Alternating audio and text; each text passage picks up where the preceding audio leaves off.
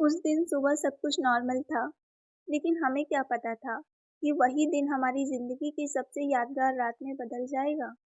मम्मी-पापा सुबह-सुबह गाँव जाने की तैयारी कर रहे थे। घर में हलचल थी, मम्मी रसोई में रखे सामान को टोकरी में रख रही थीं और बार-बार हमें समझा रही थीं, देखो बेटा, 2 दिन के लिए जा रहे हैं, घर अच्छे से संभालना, गैस बंद रखना, लाइट फालतू मत जलाना, अगर रात में डर लगे तो दोनों साथ में सो जाना। पापा ने मुस्कुराकर कहा, तुम दोनों अब बच्चे नहीं रहे, समझदार हो गए हो। लेकिन मम्मी की आंखों में वो माँ वाला डर था, जो हमेशा बच्चों के लिए होता है। मैंने कहा, मम्मी, आप चिंता मत करो, हम सब संभाल लेंगे। मेरे भाई आयुष ने भी मजाक करते हुए कहा, हाँ मम्मी, हम अब बच्चे नहीं रहे, जवान हो गए हैं। मम्मी ने प्यार से हमारे सिर पर हाथ फेरा और कहा, जवान हो गए हो, पर भूलना मत, गैस बंद करना सबसे ज़रूरी है। हम दोनों हंस पड़े। कुछ ही देर में वो दोनों ऑटो में बैठकर निकल गए। उनकी परछाई जैसे ही गली के मोड़ से ओझल हुई, घर में सन्नाटा उतर गया। शुरुआत में तो हमें बड़ा मज़ा आ रहा था, घर जैसे हमारा हो गया हो, कोई टोकने वाला नहीं, कोई रोकने वाला नहीं। हम दोनों ने सबसे पहले टीवी ऑन किया और वो सारे चैनल देखे जो मम्मी-पापा के सामने देखने की हिम्मत ही नहीं होती थी। दोपहर तक हमने मैगी बनाई, हँसी-मज़ाक किया और फिर हम अपने-अपने फ़ोन में खो गए। शाम होते-होते जब सूरज की रोशनी दीवार से खिंचकर खिड़की पर पहुँची, तो घर में अजीब-सी खामोशी बढ़ने लगी। बाहर सड़क पर कभी-कभी किसी की बाइक के गुजरने की आवाज़ आती, लेकिन घर के अंदर जैसे थम गया था। मैं खिड़की के पास बैठी आसमान देख रही थी। बादल गिर आए थे और हल्की हवा चल रही थी। अचानक बिजली थोड़ी झोपड़ी सी मारकर बुझी, फिर आई। दिल धक से रह गया। मैंने धीरे से कहा, भाई, अगर लाइट चली गई तो? उसने कहा, तो मोमबत्ती जलाएंगे। डरने की कोई ज़रूरत नहीं। रात के करीब 8:30 बजे। मैंने कहा, चलो कुछ खाने का बना लेते हैं। भाई बोला, चलो, आज मैं भी मदद करूँगा। मैं मुस्कुराई। मम्मी देखती तो हैरान हो जाती। हम दोनों किचन में गए। मैंने आलू की सब्जी और रोटी बनाने का सोचा। गैस ऑन की, तेल डाला और फिर बातों में लग गए। भाई ने मोबाइल में गाना लगाया और ज़ोर-ज़ोर से गाने लगा। मैंने कहा, थोड़ा धीरे, वरना पड़ोसी सोचेंगे हम पार्टी कर रहे हैं। सब्जी पक रही थी, रोटियां बन रही थीं। बीच में हम हंस रहे थे, मस्ती कर रहे थे।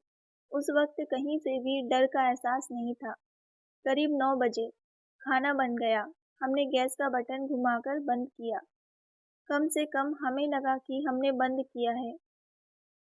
प्लेटों में खाना परोसा और टीवी के सामने बैठ गए।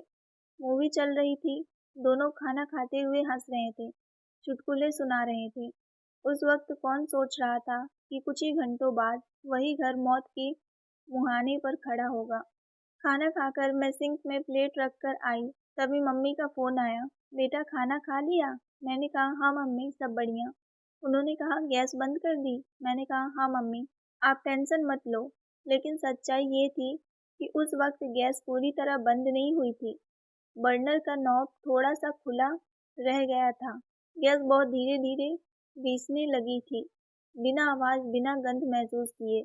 हमें पता ही नहीं चला हमें पता ही नहीं चला कि मौत की हवा घर के अंदर फैलने लगी थी। हमने सारे कमरे की लाइट बंद की और हम अपने-अपने कमरे में चले गए। रात करीब 10:30 बज रहे थे। मैंने खिड़की से बाहर देखा। सड़क खाली थी। दूर एक स्ट्रीट लाइट टिमटिमा रही थी।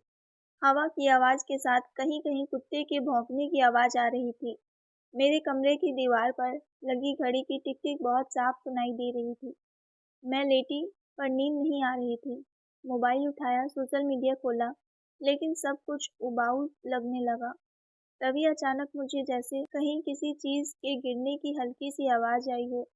मैंने कान लगाकर सुना, फिर वही आवाज़, इस बार थोड़ी तेज़। मेरा दिल धड़कने लगा। मैं धीरे से बिस्तर से उठी, दरवाज़ा खोला और गलियारे में झाँका। बाहर अंधेरा था, बस रात की नीली रोशनी खिड़की से अंदर आ रही थी। मैंने हल्के कदमों से भाई के कमरे की तरफ बढ़ी और धीरे से कहा, भाई। उसने करवट लेकर कहा, क्या हुआ? मैंने कहा, कुछ आवाज़ आ रही है।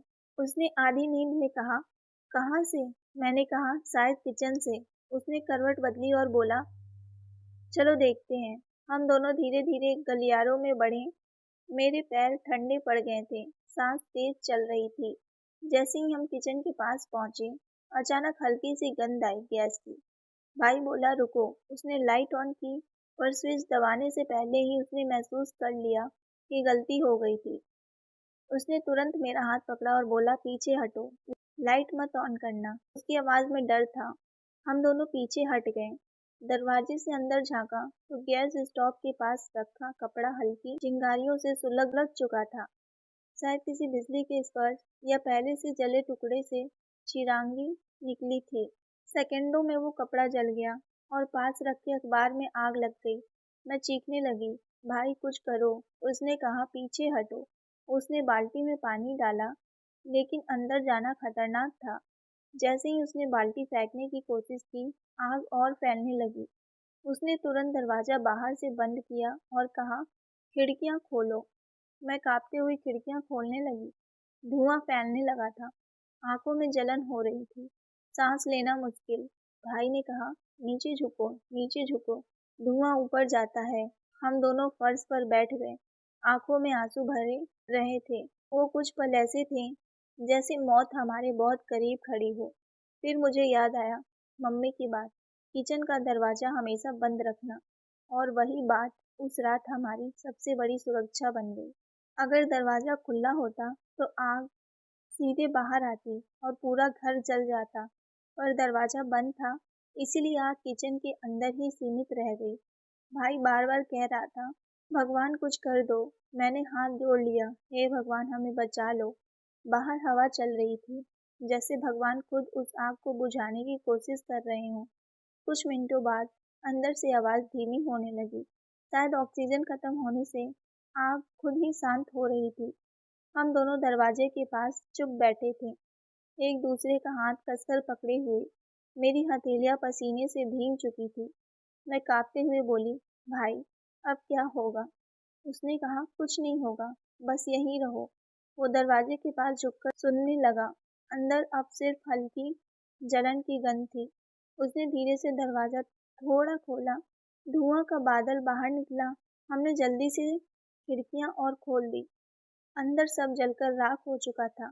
कपड़ा, अखबार और गैस का हिस्सा भी पूरा काला पड़ गया था। लेकिन चमत्कार ये था कि आग अपने आप बुझ चुकी थी। मैं फर्श पर बैठ गई और रोने लगी। ये सब मेरी गलती है। मम्मी ने कहा था गैस चेक करना। भाई मेरे पास बैठ गया और बोला, गलती इंसान से होती है, लेकिन भगवान ने हमें माफ़ कर दिया। उसकी आवाज़ में भी डर था, पर शांति भी थी। हम दोनों वहीं बैठे रहे, जैसे जिंदगी और मौत के बीच का फासला देख रहे हों। घड़ी में रात के 2 बज चुके थे। बाहर सन्नाटा था, अंदर राख की गंध। हमने फिर सारे दरवाजे खिड़कियां बंद की, पंखा चालू किया ताकि धुआं निकल जाए। उस रात को जिसने हमें जलाया नहीं, बल्कि रोशनी दिखाई दी। और शायद यही जिंदगी की असली मतलब है, डर में भी उम्मीद देखना, गलती में भी सबक ढूंढना, और हर लापरवाही के बाद जिम्मेदारी से जीना। उस रात को याद करते हुए आज भी मेरी आंखें भर आती हैं, लेकिन अब वो डर के नहीं, शुक्रिया के आंसू होते हैं, क्योंकि मैं जानती हूँ अगर वो रात ना आती तो हम कभी इतने मजबूत नहीं बनते। उस रात ने हमें बदल दिया हमेशा के लिए। दोस्तों, कहानी पसंद आई हो तो वीडियो को लाइक शेयर करें। साथ ही अगर आप हमारे चैनल पर नए हैं तो चैनल को सब्सक्राइब ज़रूर करें। मिलते हैं एक नई और सच्ची कहानी को लेकर। तब तक के लिए आप सबका थैंक यू।